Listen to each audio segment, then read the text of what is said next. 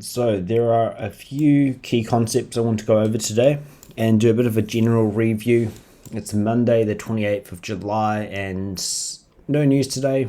However, it did set up some really nice narrative on NASDAQ for the regular trading hours, and 9:30 we had a bit of a gap up, as we can see here. So I'm going to be going over the shorts that I took, the shorts, multiple shorts, and why I was short biased. But on top of that, I also want to go over a few concepts that I've been really observing and having a bit of a look at recently. If I bring this up like that. So one of my main focus for this week is to observe how we close around key highs and lows. And what I mean by that is, let's say we have a uptrend and then we have a sharp low here and a manipulation leg, then we reverse like that. If we dip below this swing low and then continue to dip below it, but we never get another closure below, a lot of the time that can result in a kind of a short squeeze back above this high. So that's the initial idea, and then that can also be used the other way where, okay, if we are looking for a continuation low to confirm this market structure shift, which is, this is what I'm speculating, like maybe this is the actual, some insight into market structure shifts that I didn't really know before, didn't really realize. But if we have the same scenario, let's say we have this reversal, but this time maybe it hits that low, it still doesn't go very far below, but then it pulls up a bit and then it closes back below that low. Then what I found is that it doesn't take out this high. And I actually just now have remembered a very old, I think it was a 2016 or it might have been a 2021 lecture actually from ICT, where he was talking about market maker models, and he was talking about how you have the breaker block, and then once we have this pullback and then break that low, then something about it being very high probability or a certain PD array holding very specifically. I'd have to look it up and try and find where it is. I'll have notes in my Notion for it. But essentially what I've noticed is how when we have a really obvious low, a really impulsive low, that we then close back below, that tends to then be that tends to confirm that we are going to keep on selling off. And if we look on the daily chart down here, there's a nice example of it. So we have this daily chart, a really obvious swing low just here, climbs up, displaces back down, and now if we draw out this low, you can see that we initially close below it, we come back above, and then we fail to get back below it here, and that results in a big rally. And if you pair that with the fact that this looks like a reversal, so you can imagine anyone who was expecting a short, they're all shorting down here, so when we do fail to close back below that low, results in a very aggressive rally back up. But then you can also get the other side of it, where I'll show a different example actually, but where we do actually close, what's happened here? Where we do actually close back below that low, and then that pullback sends us lower. So that's the first concept I want to go over. My focus for this week was, which I'll write out so that I can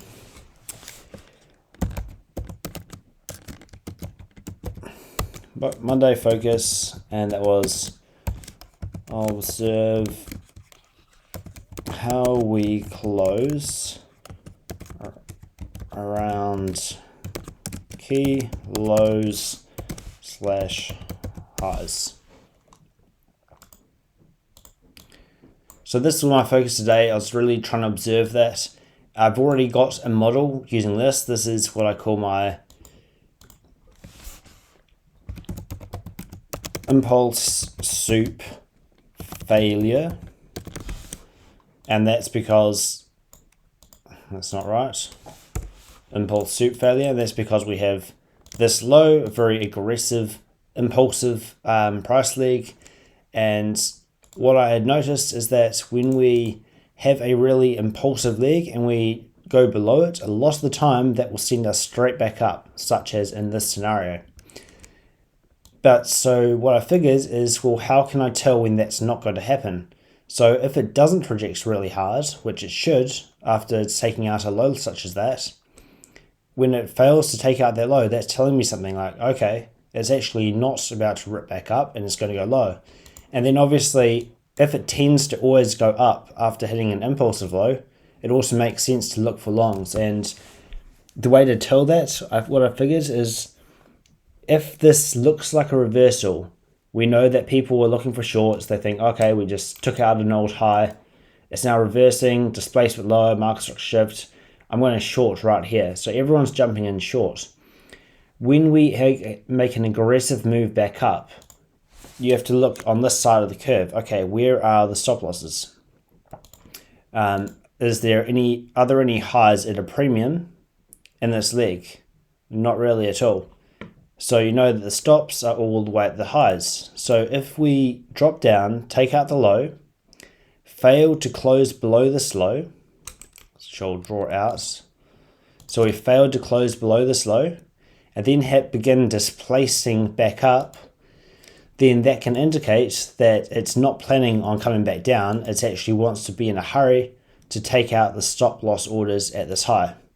So if we imagine in this scenario we have Old Mate has a stop loss sitting up here. He has been shorting in this area. And we're dropping down. He's like, okay, cool, it's about to sell off. And then we get a really aggressive move back up. It didn't go up there to come back down. It's going up to take out the high. And especially if we haven't closed back below this low, then that could be a potential long. And you can just put your stop right there.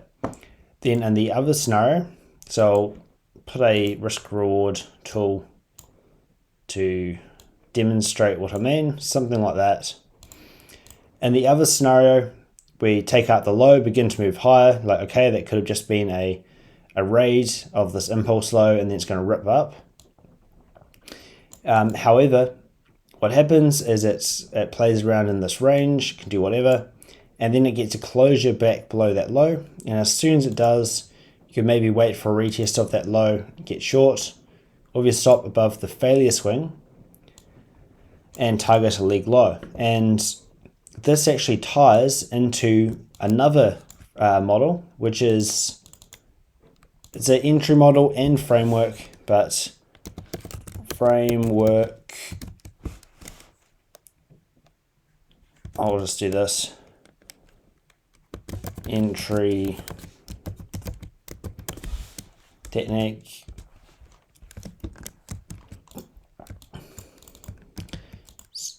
so, wrong one, failure swing.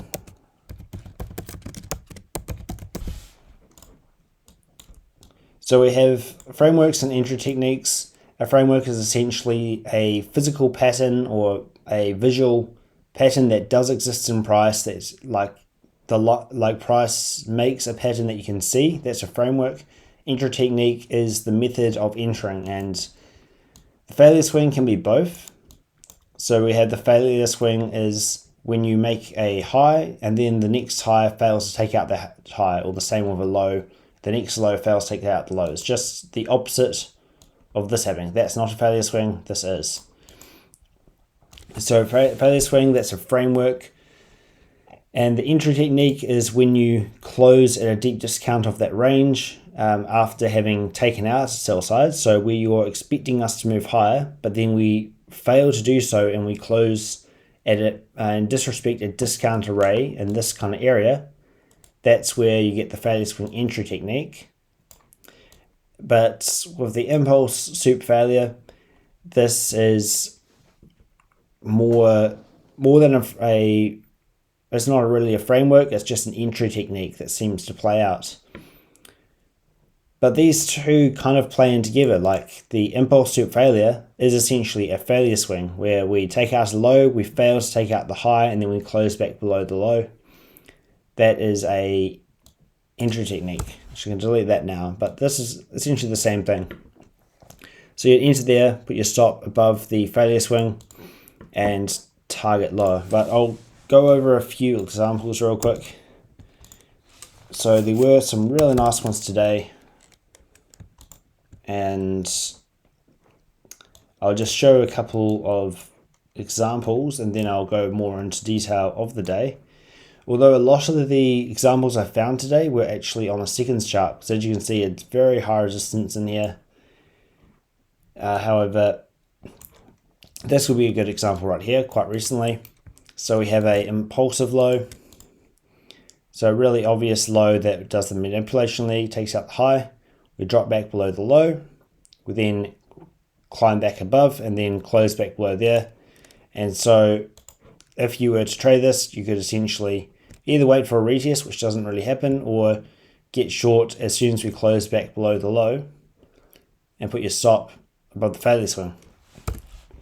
Now this actually played out on the 15-second chart really nicely today in a few places, including right at the high actually. And if I jump across to my other screen, I'll have that marked out a bit. So I was looking at the 15-second chart. I haven't really studied it very much, but it seems the exact same concept works as well, where we look for a swing low that does the manipulation. So this swing low was the lowest swing low that runs up and makes the high. And as you can see, the 1 minute swing low is all the way down here, but this is a pretty obvious impulse leg.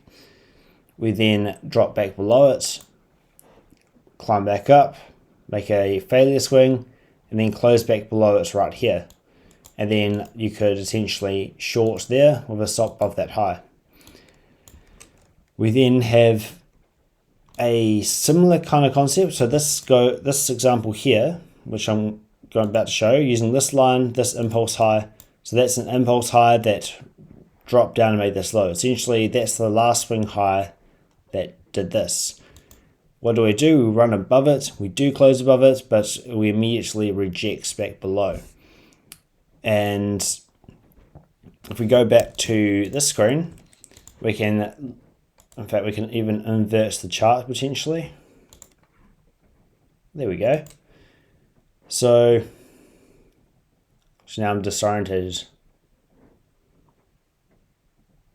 Yeah, so that's essentially this example right here, where we have an impulse high, we run above it, we fail to close above it, and then we just start moving aggressively away. So you can see the same dynamic happening right here, where we have an impulse high, we close above it, we fail to do anything, and then we aggressively drop below. And this actually offered a really nice short, and I'll go over this in more detail later, but essentially false support, long wick, SMT, reverse SMT. So you can see I've already marked it out, failure to reach 10 AM. I'll go over that in more detail in a bit, but if you look at the seconds chart, we can see how this actually works there. So we have the 15-second charts. There isn't any swing low on this time frame here, but there is one right there. We get below it, and then we retrace just back above and then close back below right there. And I took this trade, initially I just entered in this fair value gap because I really liked that. I was bearish, I was expecting this low to get taken out, and I like this false support and all the things I just mentioned. So I took a trade like that. It was stop above the midpoint of this wick. But then as soon as I got that closure down there, I actually added to the trade. I left my original stop up here, but then I added with a tighter stop right there. And as you can see, that played out quite nicely. So this has a lot of potential because I was just paper trading today, demo trading on practice account on TopStepX, and so I was taking as many opportunities as I could using this kind of framework, and it was a fairly high win rate. Sure, my narrative was for the most part pretty good and correct, but like even if you were to just blindly trade this particular framework, it seems to have a fairly high hit rate. And when it does hit, like as you can see, that's a very tight stop loss for a decent sized trade. And I can jump over and just show that example here. So shorting inside that fair value gap, and then within a stop up here, and then adding as soon as we got that closure, and then targeting just the midpoint of this wick, looking for it to go lower. But I trailed my stop loss above the 2-minute high, which is right here, because I wanted to see momentum, which we didn't get, which was that trailing stop loss is a really good thing to do actually. So that's the first concept I want to go over, and I'll show more examples as I go throughout today's review, but just keep that in mind. And the second thing is trailing stop loss, so using a 2-minute trailing stop. And what I mean by that is when price is moving really aggressively and fast in one direction, then I'm looking to trail the stop loss just using a 2-minute candle swing high. So if we jump over to gold, be able to show some nice examples of that. So for example, today, let's say I want to jump in this move and I missed all of this, and now I see it start breaking lower. So all I do is I just go, okay, where's the last 2-minute swing high? So that's a 2-minute swing high there. And then as soon as we break that 2-minute swing low, and have the next candle printing, so at this point right here, this becomes a valid stop loss if I was in a trade. And it continues like that as we go down. Every time we make a new 2-minute low, we trail the stop. And I can actually demonstrate this a bit better. I made a quick indicator yesterday using ChatGPT that shows this, and I can replay if it loads. There we go. So go back here. So this shows the most recent 2-minute swing high after we've broken that low. And so if I was to enter, let's say right here in this candle, as it broke that low, the stock would go there. Probably wouldn't do that because there's quite a big gap. But let's say we play it forward, and for some reason we know it's going all the way down here, and we're very confident, and we have recognized that, oh, we're in second stage of a market maker model. And yeah, you can just tell what's going to happen. So let's say you can do that and you have the right context and narrative. All you have to do is wait for a good risk reward opportunity to enter the trade. So that represents the most recent 2-minute candle high. So basically an even number. We broke the low, and you could go short from anywhere in there if we stop above the high. And then as soon as it breaks that 2-minute low, you then trail your stop from where it was up here down to this swing high, and so on. And then obviously you can scale really fast as well, take something off. And then this could be a good opportunity if you still had lower targets. I'm not saying that that's a good idea after such a big move, but let's say you did have lower targets and you see this aggressive pullback, because it's just a very mechanical, arbitrary way to trail a stop loss. You're not actually looking to, there's nothing technical about it. It's just if we're in a strong momentum move, if we take out the previous 2-minute high, chances are it's about to turn around. So if you have this big pullback like that and you recognize that, okay, we're likely to continue lower, and for whatever reason, then you could go short, let's say as it pulled back up there, with your stop above the high and get a really high risk reward potential trade. Let's say you got short in the order block. And then it might reverse and take you out, or it might make a new low. And at this point, obviously, the next 2-minute candle high is pretty close. So technically you do that. But if you had a big move like that, obviously you're taking partials, and you'd probably be actually tightening it in because we've got a lot of speed at this point. But just using that simple concept, you can trail your stop really easily if you're in a move, and it allows you to get in a move that's underway, rather than being like, oh damn, I missed it because I wasn't short up here, now I missed this move, oh damn it. You can now actually get in, and if you can get this high risk rewards, like, you know, a good 6R just here, then you don't actually need to put on much size. So let's say it had a relatively low risk rate, win rate. I can usually tell when we're in a really strong move, but let's say I only won 35% of the time or 33% of the time I won using this model, because the other times it turns out we're actually just consolidating or about to reverse. Even then, I could just size really small so that it wouldn't hurt for me to lose. Like if I sized risking, let's say I usually risk $300 a trade, and then on this trade I risk $100 or so. Then you can still get involved in the move. If it does stop you out, you're like, oh well, it's worth a shot. And if it works and you manage your stop loss correctly, manage your partials correctly, then it could end up being a very positive EV trade. There were a few really nice examples from Friday on this, actually. Oh, so I've got drawings here. Beautiful. Let's see. So I should actually... I'll just screenshot this so that I can bring it back up nice and easy. And then I will show you an example from Friday about with using this kind of thing.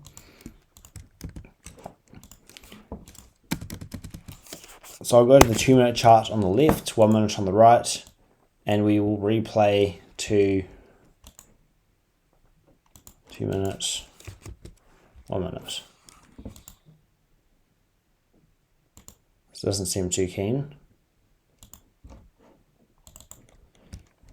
So I'll jump in here and replay. So I'm looking at this area right here. I can do a very brief review of it as well, might as well, just to get the context of what we're looking at.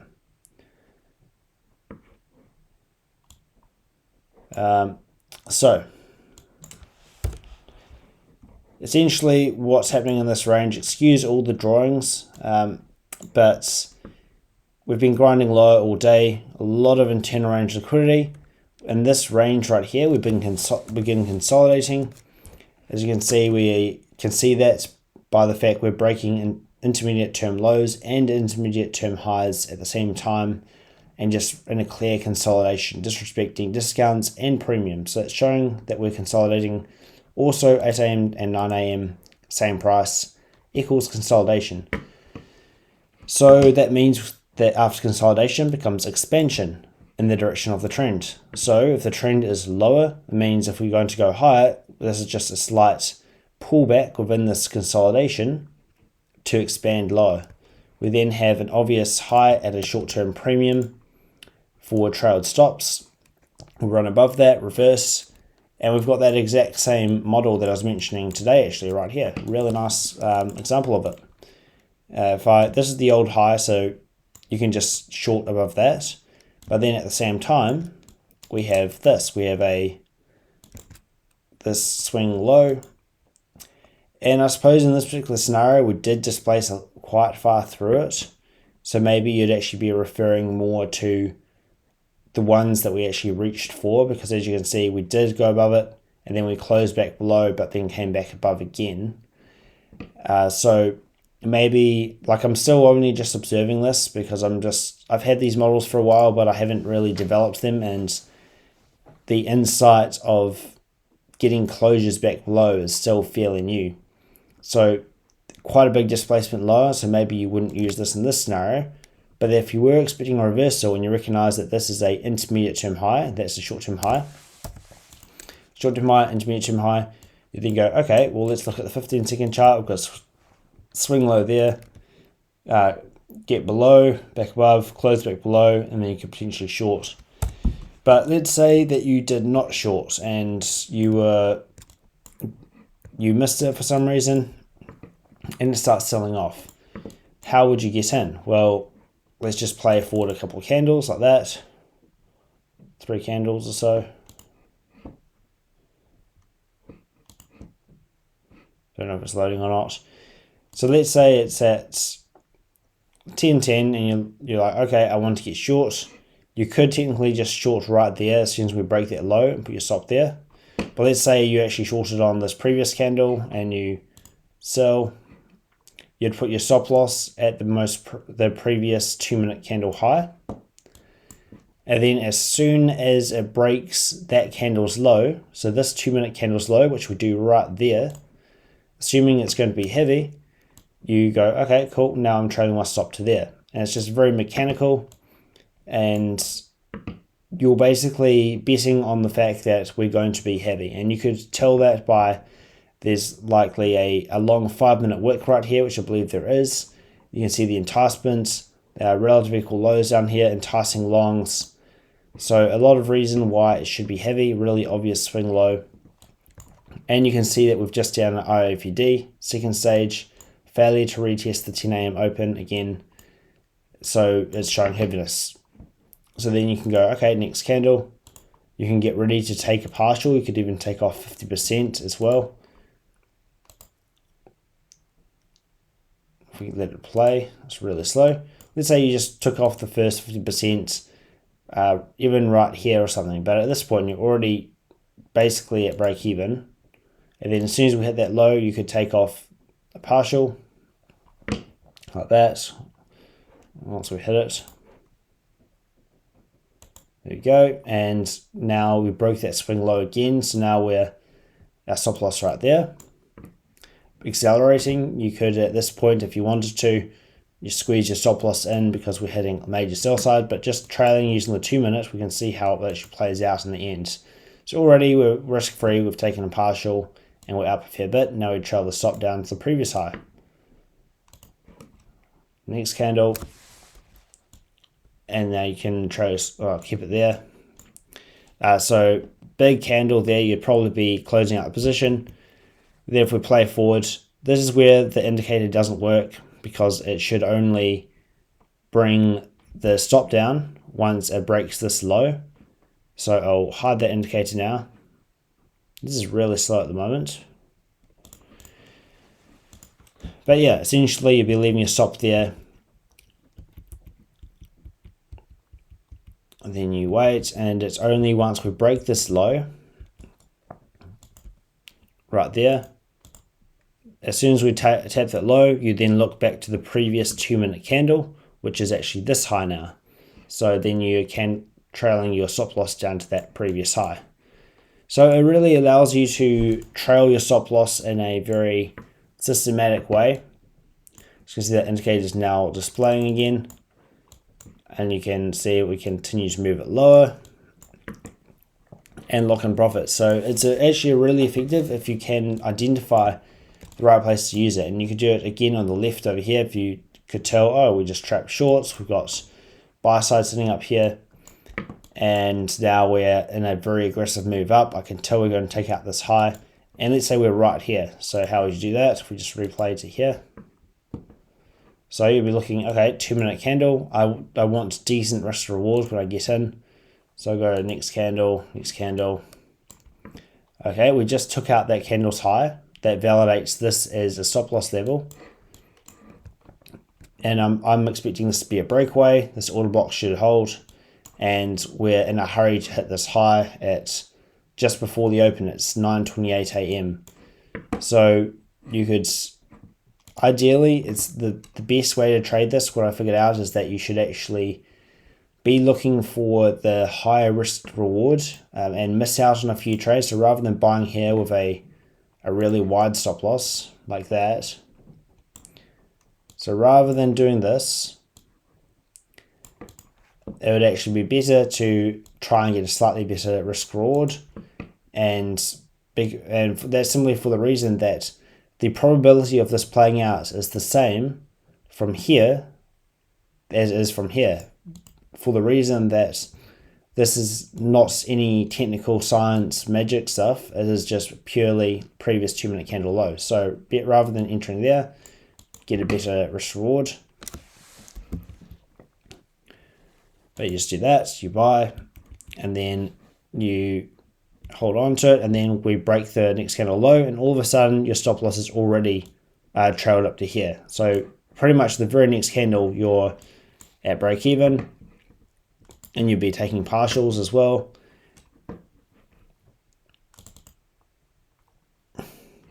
and then we make a new high, so you're trading your stop loss up again. Or we didn't quite make a new high, but very next candle we should.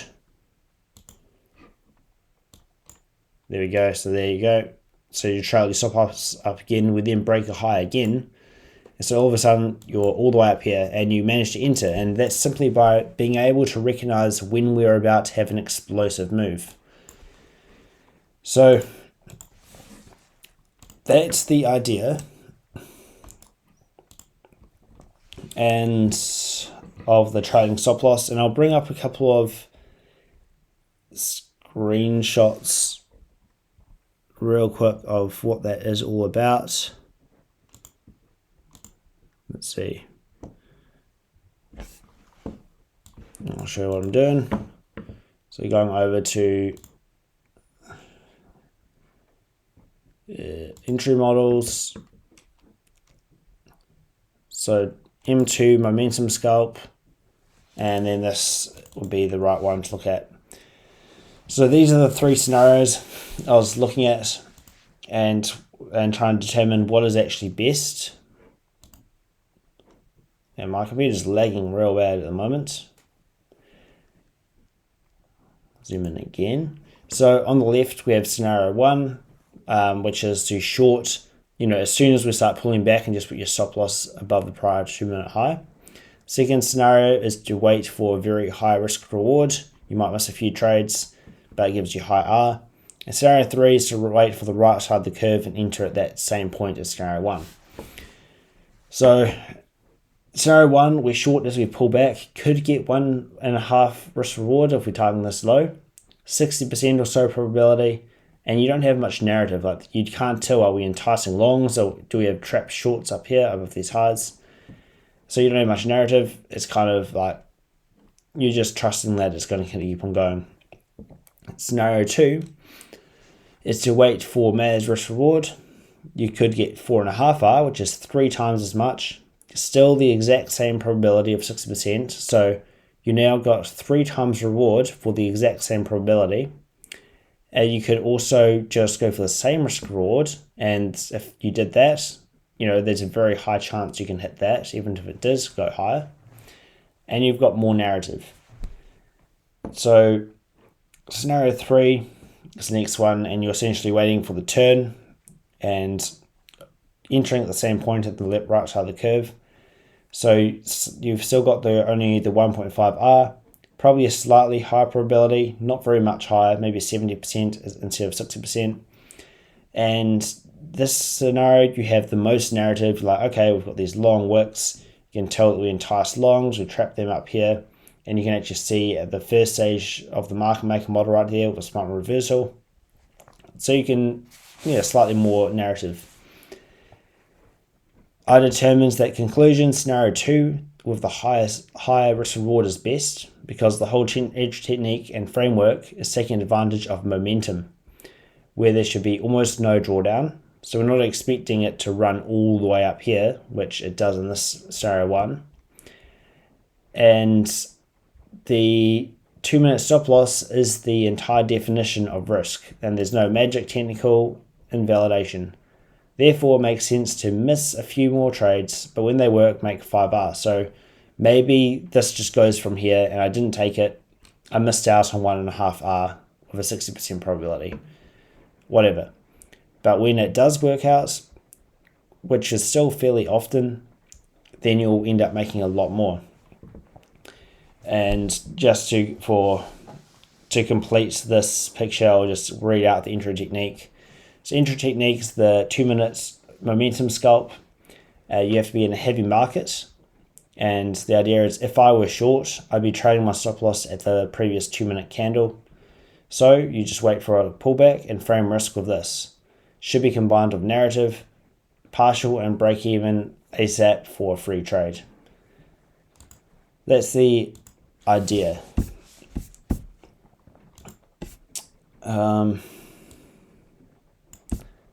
And I'll quickly show, I'm not really doing this in any order, I'm just doing it as things come to me. I can show an example today of the impulse soup failure. So what we see in this range is, actually, I might as well jump over to this chart. So we're on gold. On gold, I'll do a quick top down to give a context. So on gold, essentially, this is the Sunday open. Sunday open dropped down immediately below these old relative lows, made smooth lows with this, like on the, I can't remember what it's called, but the spot price, that's right. It made pretty much equal lows with this previous week low, climbed higher, and we're essentially looking bearishly. So after tripping the shorts, we run back above this high, and I was initially thinking we'd take out this. We didn't in the end, and you can see a 15-minute version of that model playing out right here. We have this swing low, impulse leg, we drop below it, we fail to close back below it until right here. At this point right there, we close back below, and let's say you're using a 15-minute chart as entry technique. You'd be going, okay, we close below, we can short there, you have a stop above that high. In this area here, it was just really ugly. I saw all these long M15 wicks, and the fact that we had dropped below midpoint of this order block to start with. And then it just started becoming obvious, okay, it looks like we want these lows. I did want this order block to hold initially, which it started to. We had a nice 3-drive pattern right here, which I caught on a swoop, and then it just goes sideways and just melts. So at this point here, it's melting aggressively down through these lows, and we have the previous week low right there, which brings me to this trade. So we made a low at 850, just short of Friday's previous week low. You can see I've already drawn all this out. I'll delete that. So clear draw on liquidity, and we have a impulse low, and this particular low is the one that ran up and took out buy side. So it's the manipulation leg impulse low. We aggressively drop back down, and then we drop below this low. We break that swing low, we then pull back, make a swing high, and then right there close back below it. So you could short right there if you wanted, or you could wait for it to retest that low, but let's say you shorted as soon as it closed back below, really obviously down there, and it pulls back, it doesn't take out that high, and it sells off nicely. That's another example of that trade. In a scenario like this, you could use this swing low, but at this point, you know, it's made a big move below. Still would have worked. I just have to say that a bit more. And there were actually a lot of examples in this range. So there's like fractal 5 examples. So the first one we have is this. We draw that out, you can see that we go below it, go back above, close back below right there. Let's say you just shorted as soon as it closes below, you stop at the high. I mean, obviously that works. The next scenario is, okay, well, what's the next one? Well, we have the same kind of thing here, an impulse low. We get below it, go back above, close back below, and you just try that. Okay, came really close, but it still went low. We then have the next one. So you use a swing low. Potentially you could use a 15-second one in there as well, but we get below, pull back up, get back below, and then you could short like that, and so on. Like, you get the idea. So essentially it's got a lot of potential for being able to find a high R trade, and this is just in pure chop. It still plays out as just a pure chart pattern. A few things from today that did work pretty well, but you got a really nice example of that up here as well. Obviously you could use this swing low, which is the 1 minute swing low, go back up and then just close back below right there. So let's say you're expecting this to be the high. You're like, cool, I'm just going to short. As soon as we close below, put the stop there.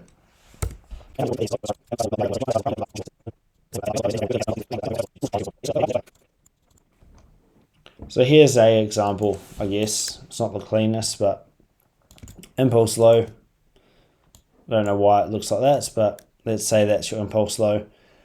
And we drop below it there. We pull back up, but we never get a closure back below. Then start moving high and just a steady grind back up. So rather than wasting time going over all that stuff, I'll probably cut most of that out.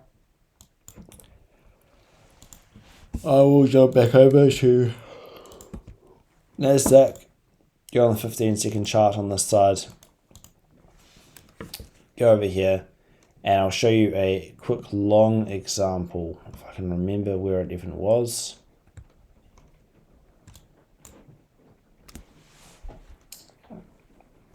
It was in here, that's right. Okay, I remember now. So what we're looking at is this swing low. I'll just replay to here so I can narrow it down a bit. But essentially we have equal highs up here,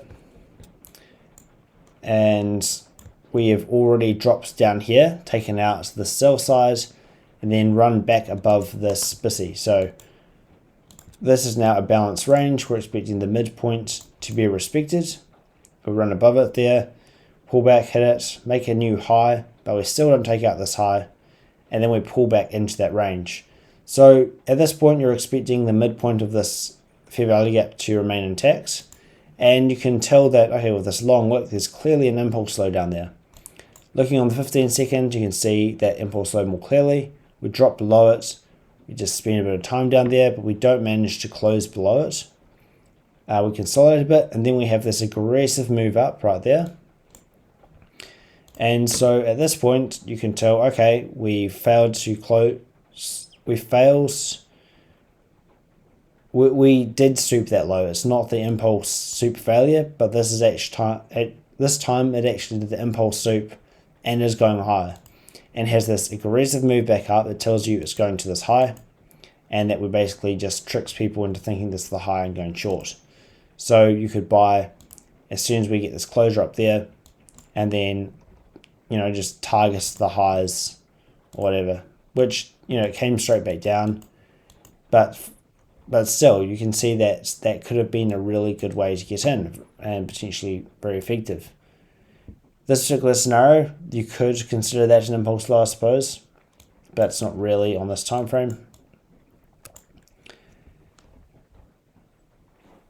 But yeah,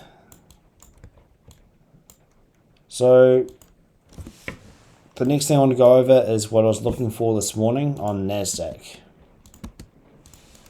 and why I was looking for that. So I'm going to jump to the 15-minute chart on the left.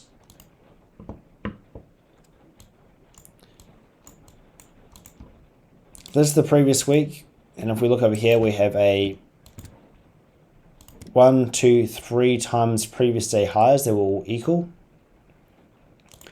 So I'm just going to put a dashed line on these highs. We have now broken out. We broke out above it on Thursday before the open. We then broke out a second time and pulled back and found support on that high again going into the close. And then Sunday gaps up and reaches to all-time highs. So at this point, we've had a very obvious breakout above relative equal highs. Resistance broken turns support. That's the general narrative. We've run to a deep premium, and I know that everyone's going to be tripped in long, basically. Obviously, it's no news Monday, so I also anticipated we'd have some price action such as this. But I figured that I should be short biased today, and basically looking to target trailed stops. So we've got the regular trading hour idea of trailed stops, but also just the fact we've gapped up and we're pulling back. We want to engineer a nice obvious low and then attack it, which we end up doing, as you can see. That's going to be a gap up. Midnight was all the way up here at a deep premium of the range. So that's midnight all the way up here. So obviously we are also opening at a discount. It's going to be cautious. There are also a few smooth highs. So it wasn't super clear when to go short, when to go long. Also looking at this low time frame, just zoom out real quick, you can see where we're at. 2 a.m. selling off. You can see that we have below the 6 a.m. price, 9 a.m. sold off ahead of the open. And where is the buy side? The buy side here, the buy side here, buy side here. Not really anything through here except for this really obvious high. So I did anticipate we were very likely to pull up towards that high. But at the same time, I was looking for that short, just recognizing the fact that we are gapping up at the open. We have, and I was looking for regular trading hour stop, trailed stop short idea, which I've explained before. But essentially when you have a gap up, which will go regular now, so gap up, you're looking for us to engineer an obvious liquidity pool and then entice longs and then attack that pool. So that's what I was looking at. And that manifested a nice little short in this area, which didn't play out. But as you can see, if I bring up ES at that particular moment took out this low. And so that is the same as hitting take profit, basically. We have the SMT, ES in that low is good enough.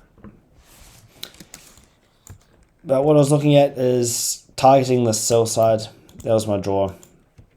And when we pulled up like this, I recognized, okay, we've got SMT on the highs. That looks clean. If we go on the 15-second chart, we'll go back to 9:30 open.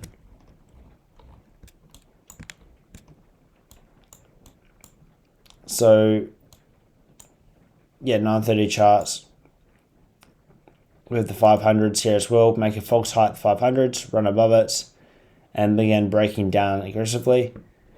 And I shorted,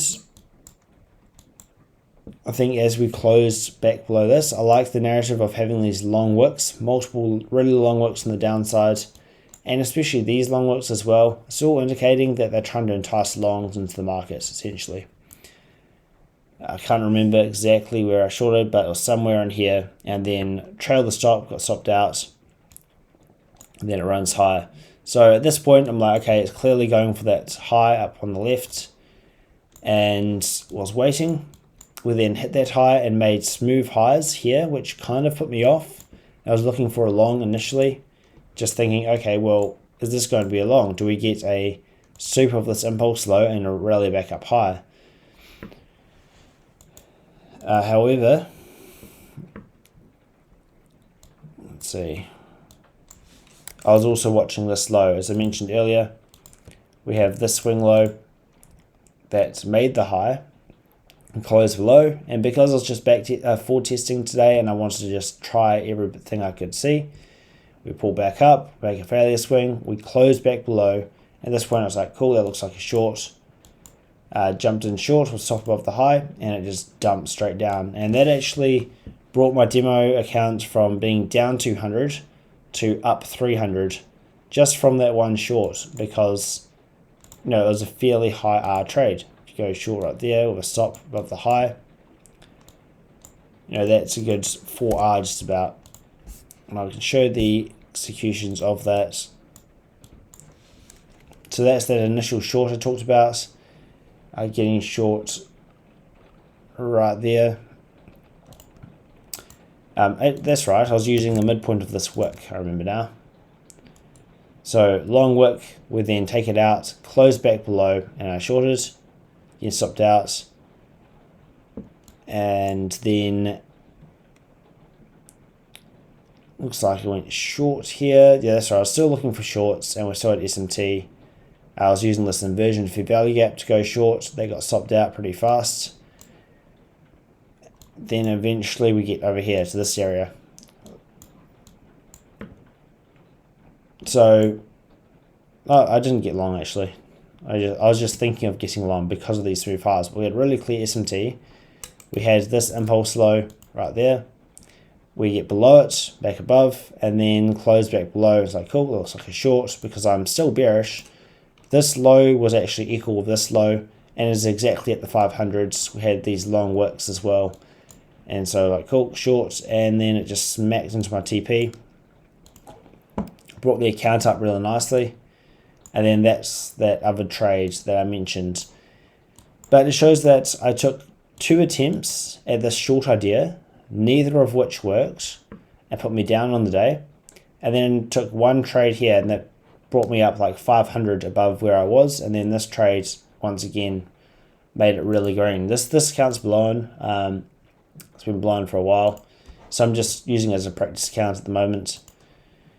But you can see the equity curve of how that played out, where, you know, just taking 200 risk at a time. So every trade I'm trying to risk about $200, just to try and be consistent with my sizing.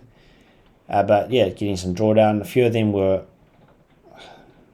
not sure, I think they might, actually, yeah, they were all on NASDAQ. And then this is the first trade that worked out. 1 partial and then TP. That worked out really nicely. And then that second one brings me up even more. But you can see I went from down negative 200 to up. It doesn't say right here, but it was like up 280. So very significant profits from 1 trade that worked out. 2 losses, 1 win, and it's ended up being very much in my favor. And that's all on the same trade idea of regular trading hour trailed stops. So I wanted to target sell side down here. And I tried once here, that didn't work out, although I did take a few partials.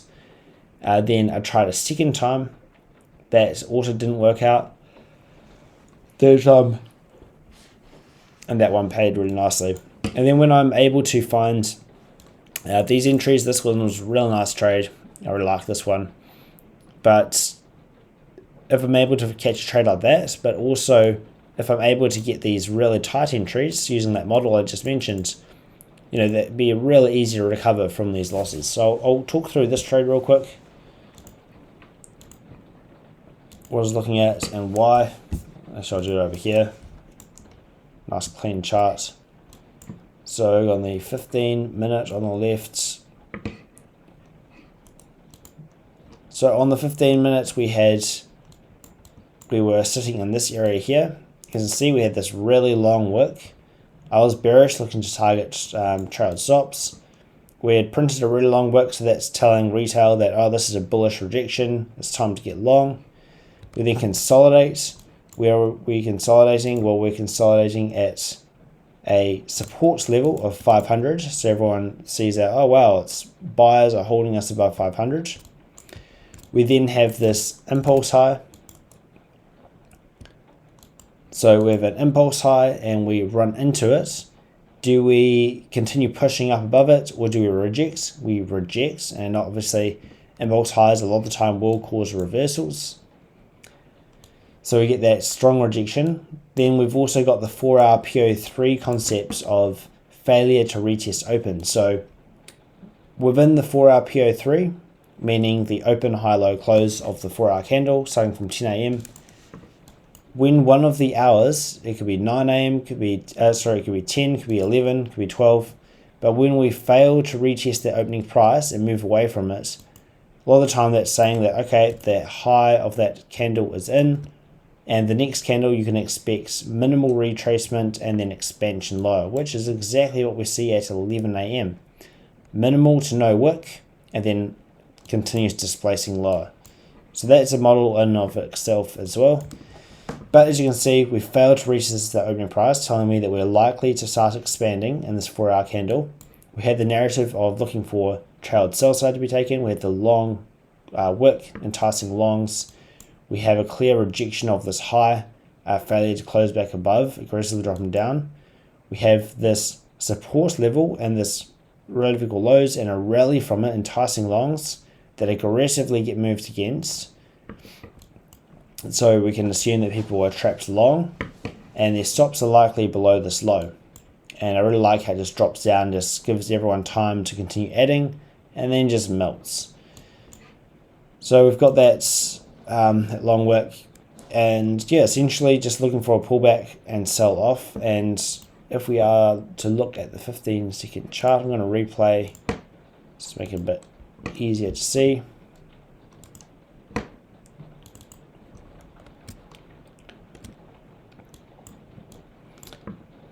I think I already walked over this one, but swing low, below, above, below, short.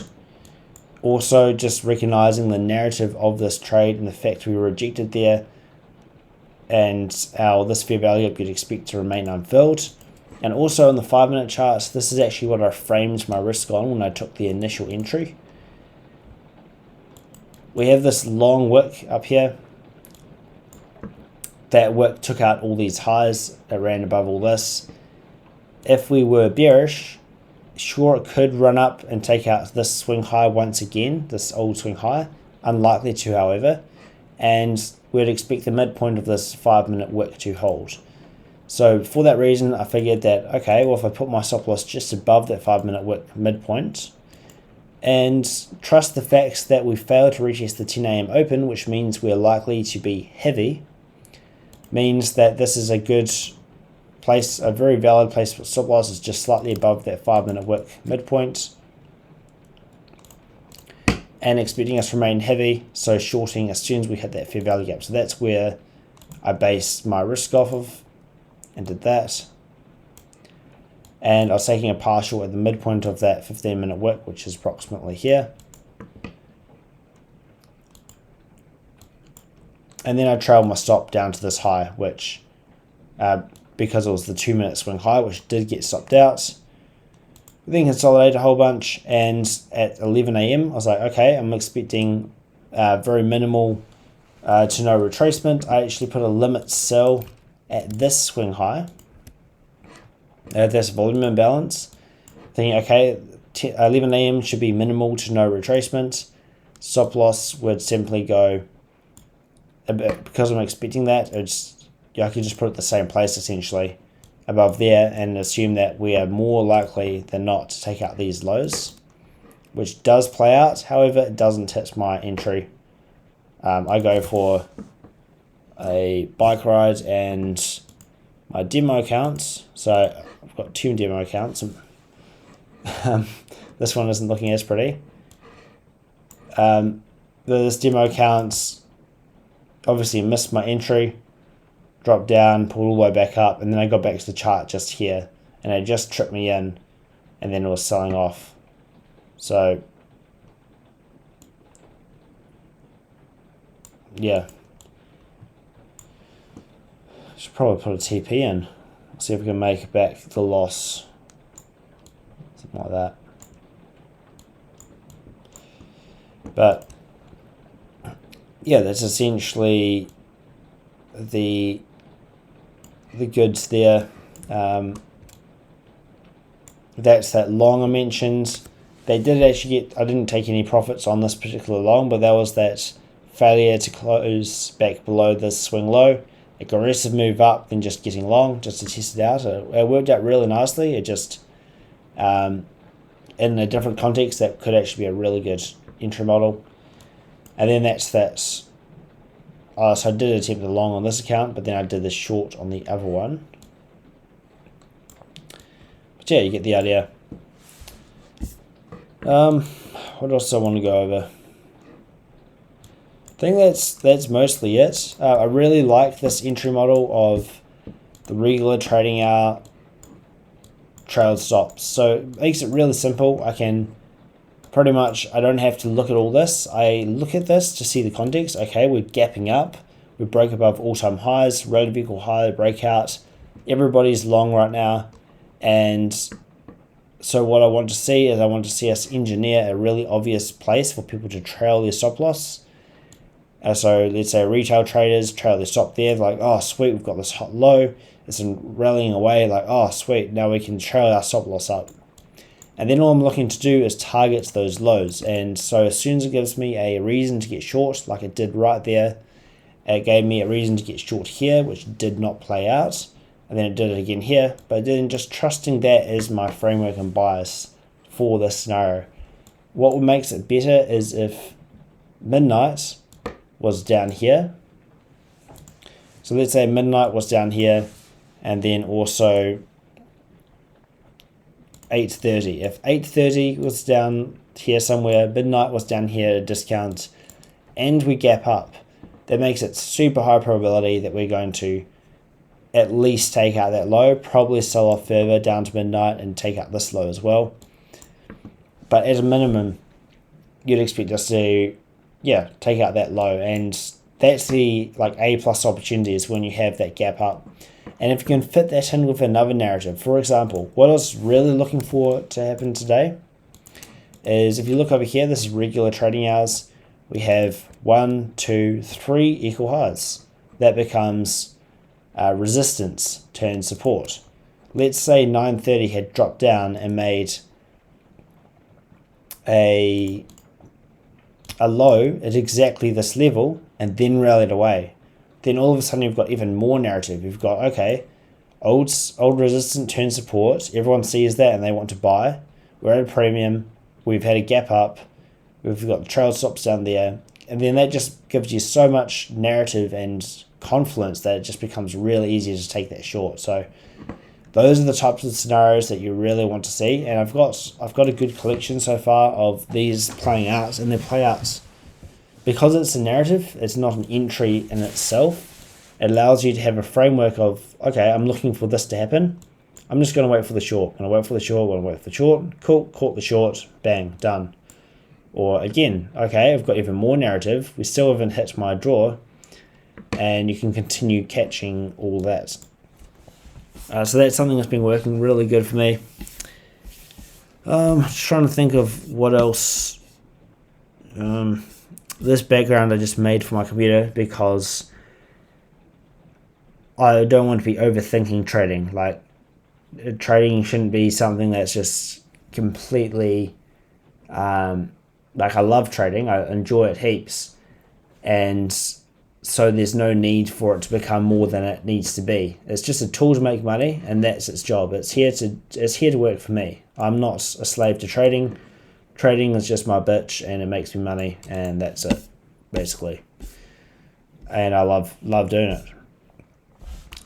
So I'll see if there's anything else that stands out. I haven't actually looked into this yet, but you remember what I was talking about with the impulse soup failure. So what I was mentioning before, those patterns, sell the dip is another entry model that's essentially the same thing that I haven't really looked into yet. What it is essentially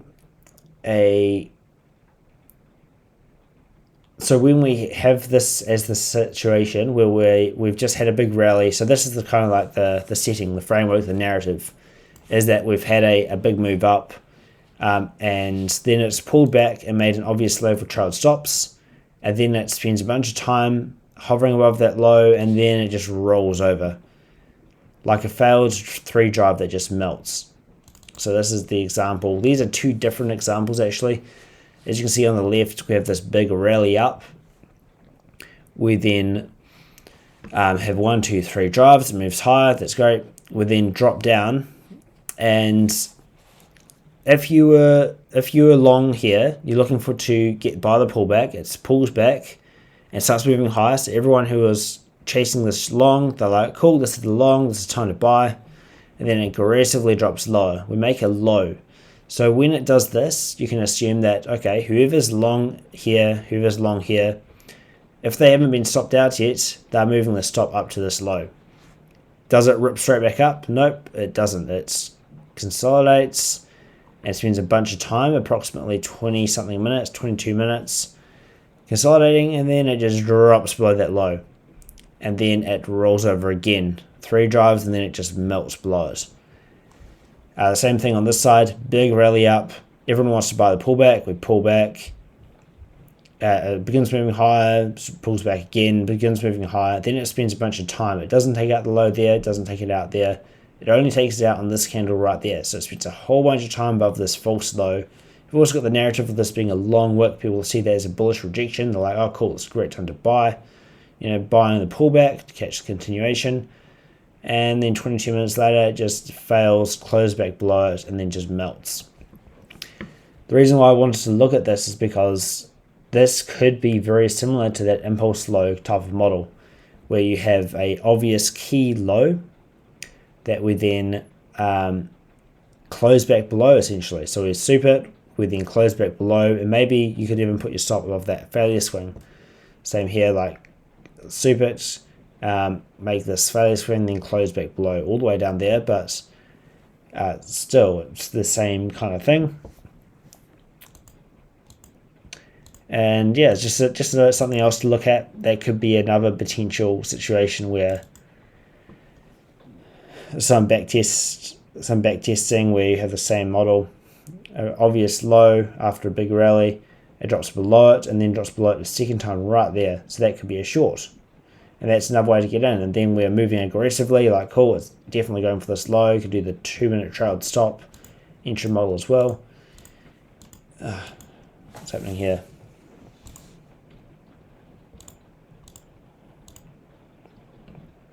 If we get out of this. So I'll quickly go to one last thing. Actually, it says an entry model. No, it's in journal. So this is just on the weekend. I was studying this. So this was inspired when I was listening to this podcast, and that's what made me look into this. But yeah, this is the exact same thing. I'm just repeating the same thing basically. But yeah, we failed to close the second time back below that. And what I really liked that he said is when he was describing this, he has a slightly different way of looking at it. But he was saying this is the low that was about to spark the momentum. So we failed to close below the low that was about to spark the momentum to the downside. He trades more based on the idea of buyers and sellers moving price, and so he's kind of thinking, okay, below this low is going to be hit to sellers, and it's going to push the price down. But the real key is the low that's about to spark the momentum, and that stood out to me because that's essentially saying a key low. So rather than defining it as, okay, this has to be a specific impulse low that makes the manipulation leg, etc., which it might be good to define it very specifically, especially if I want to be able to code it into a EA or indicator or something. But just identifying that, okay, this is the low that would make the difference, and if we got below it, that would fucking drop. Something that makes this also stand out to me is the fact that this long wick is there. So there's a lot of sell stops below that, and then we get this aggressive move back up, and that just rips into the high. You got the same situation down here, impulse low. We just failed to close back below it. So notice how this looks like a bearish trend reversal that failed. So everyone's like, oh cool, this is the high. It drops down and then it starts ripping back up. And right there you could be like, cool, I'm expecting the very next day should just rip in one direction. This was the Trump election, I believe. And just rips up. And yeah, this could be implications. This could be used to catch the continuation after a false trend reversal. So if you are expecting us to go higher, let's say in this scenario, you think we're going to go to this high and you want to catch the continuation. You don't know when to get in, but you know that wasn't the high, and you're waiting for it to show that it's got trapped shorts. It has this aggressive move back up. You're like, cool, this is the time to get in. So if it's clear that we just trapped shorts to the lows, fail to close back below the low, we get a strong move back up, and you identify, okay, where are the SPY stops that are up there? And then this was just me trying to put the pieces together, and I already went over today what I came up with in my observations so far. But I was just looking, it just reminded me so much of that impulse soup failure, and which is where you get that closure pullback and then a closure back below which sells off. But this is basically the opposite. And if I've got a model for both directions, and these lows are super easy to identify, like a really impulsive low at a manipulation leg, it tends to be the extremes of the range. You can usually tell if we're expecting it to reverse or not, and this helps me filter out trades. Like if I'm looking to short, I'm like, okay, this is going to be the high, and it sells off, but then we get this type of failure to displace past that low, and failure to close back below, then I know, okay, this is not a good place to short. Then also if we get a big move back up, I'm not going to be thinking, oh cool, sell the fair value gap and it's a great pullback.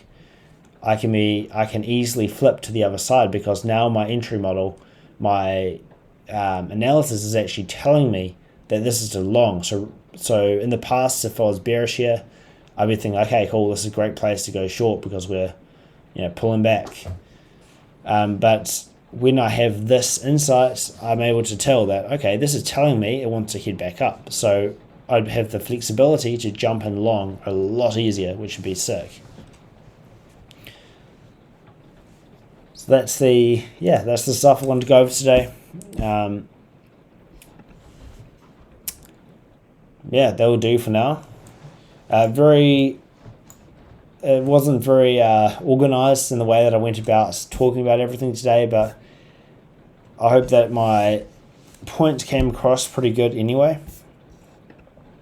Just to finish off where we started, I believe it's on this here. There we go. So yeah, finish off where we started.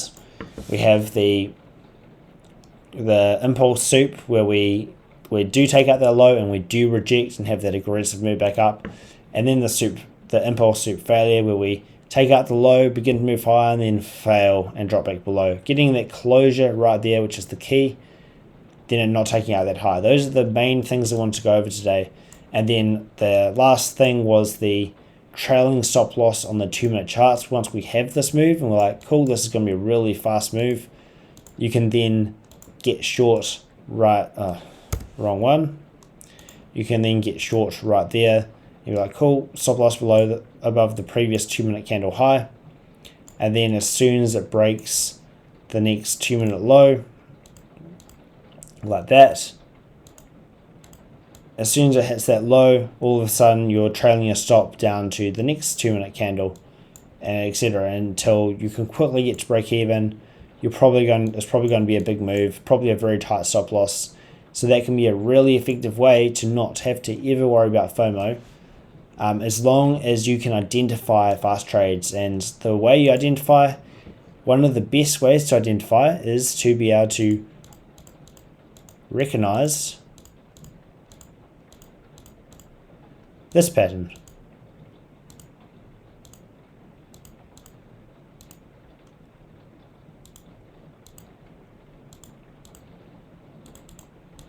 And this is just the market maker model. Consolidation, first stage, second stage, reversal, first stage, second stage. Second stage, this area right here, and this area right here. So both of those areas are where you expect speed. So if you can recognize, okay, we've just had first stage, we're about to have second stage, then that's a great time to use the 2-minute trailing stop entry model, where you're just looking, okay, slight pullback. That's the most recent 2-minute low is right there. So really tight stop loss. And then we break that high, and all of a sudden we're at break even and we get an epic trade. And then the same on the downside, really aggressive move down. This is first stage. I can tell we're about to melt through these lows. And we missed IOFED, but it's clearly hitting these lows and we're really aggressive.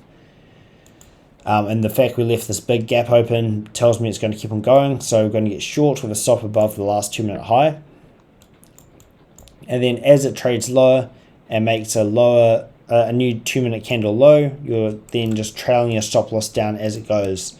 And each lower low, trailing stop, trailing stop, trailing stop, and locking in some mad gains. So really effective ways to trade. And something I wanted to focus on recently that I wrote down, I can't remember where I wrote it, but I was watching a Alex Hormozi video, and he's talking about growing your business and focusing on the highest leverage things at the end. So rather than doing the stuff in the middle, because there's a million things I can work on in trading. I can, like a million things. I can code myself a new indicator. I can find a new entry model. I can study some new technique.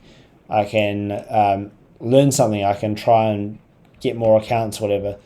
But rather than doing all that stuff in the middle, you want to just figure out, okay, if this is whatever, you have the things at the ends. Now, so these things at each end have the highest leverage. Like if you have if you have a triangle thing there, what's at each end? If this is all the, finding a new indicator, changing my strategy slightly or whatever, what gives you the highest return? And what I figured out was RR. And on this side, I actually need to quickly have a look at what that was, because I've slightly forgotten, but it's good to get a quick reminder. I might have even already talked about this in the video, I don't know, but I'm going to screenshot this and bring it on.